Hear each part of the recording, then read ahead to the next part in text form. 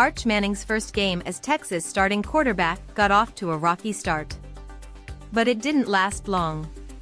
Manning was picked off by UL-Monroe's Fauntroy on the first possession of Saturday night's game.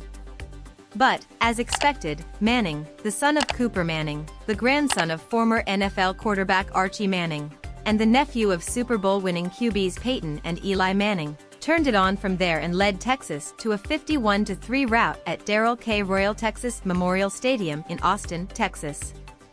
Manning was 15 for 29 for 259 yards, with 2 touchdowns and 2 interceptions in his milestone win. He left the game early in the fourth quarter after Jaden Blue's final touchdown. Blue had an impressive game on the ground with 25 carries for 124 yards and 3 touchdowns. "It was great to have Jaden Blue back," Texas coach Steve Sarkisian said. "He's a weapon. He can get to the edge, but a lot of his yards are between the tackles." As for Manning, he came off the bench and threw 5 touchdowns last week to lead the Longhorns to a blowout win over UTSA after preseason Heisman Trophy contender Quinn Ewers left with an oblique injury. But he wasn't as sharp in this one. Manning, who forced some throws into double and triple coverage, gave himself a C+ grade in his first college football start. "Obviously there's a lot to improve on, stuff that I want back, but it's a good first win," Manning said. Sarkisian said it was another learning experience for the young quarterback, who wasn't afraid to throw the deep ball or any other throw. "He took his shots. We hit them and missed a couple," Sarkisian said. "Lessons learned. That's what tonight was about."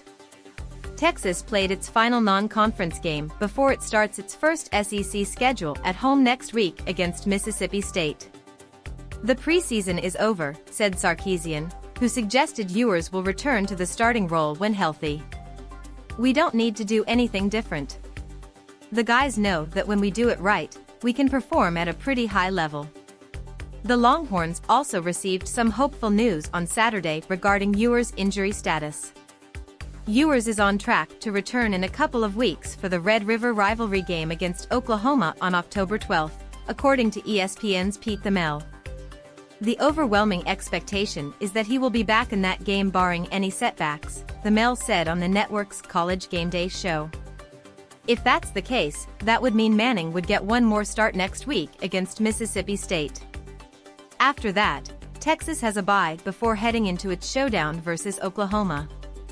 On the first drive after Manning's early interception, the redshirt freshman engineered a 7-play, 77-yard drive to give the Longhorns a 7-0 lead, which was highlighted by a 56-yard pass to Isaiah Bond and capped off by a Blues 1-yard run. Manning was just getting started. After Texas defense provided Manning with a short field after an interception, he went back to work, finishing off a 4-play, 13-yard drive with a 3-yard touchdown pass to Blue to give the Longhorns a 14-0 lead. After UL-Monroe was forced to punt, Manning connected with star freshman receiver Ryan Wingo for a 17-yard touchdown pass, which capped off a 6-play, 73-yard drive and extended Texas' first quarter lead to 21-0. Manning didn't stop in the second quarter. He led Texas on a 12-play, 87-yard drive which was highlighted by a 46-yard pass to Matthew Golden and a 19-yard strike to Bond, capped by a 2-yard run by Blue. After the Warhawks kicked a field goal for their first points, Manning got the ball back, but this time was picked off by Wyatt Williams Jr., giving UL-Monroe good field position.